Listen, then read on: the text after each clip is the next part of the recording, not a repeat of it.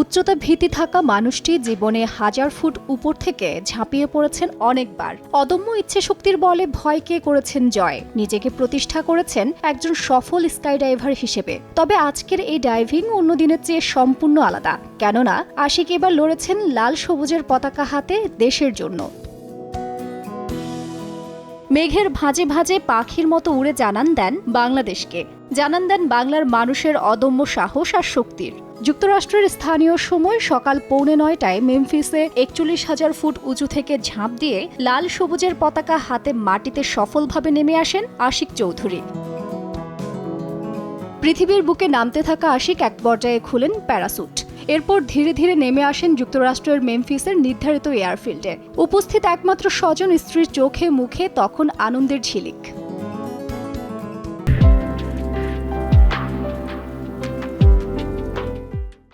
সফল এই স্কাইডাইভিং দেশবাসীকে উৎসর্গ করেছেন স্কাইডাইভার আশিক চৌধুরী। প্রত্যাশা, the largest flag flown stratosphere নামের এই অভিযান অল্প দিনের মধ্যেই ঠাঁই করে নেবে Guinness book of world রেকর্ডসে।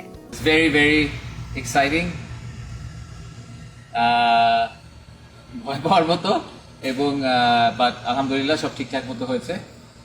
Flag শেষ পর্যন্ত ধরে রাখা গেছিল, which was very tough as well. আমরা ইভেন্চুয়ালি আমি আসলে এসে ল্যান্ড করতে পারিনি এখানে। I landed maybe 200 meters away from the drop zone, but no major injuries, and we'll wait for the authorities to confirm the record. বৈমানিক পরিবারের সন্তান আশিক পেশায় ব্যাংকার হলেও রপ্ত করেছেন বিমান চালানো, পাশাপাশি স্বপ্ন দেখতেন পাখির মতো উড়ে বেড়ানোর। সেই স্বপ্ন থেকেই অনুশীলন শুরু করেন স্কাইডাইভিংয়ে। বর্তমানে তিনি একজন সনদধারী স্কাইডাইভার।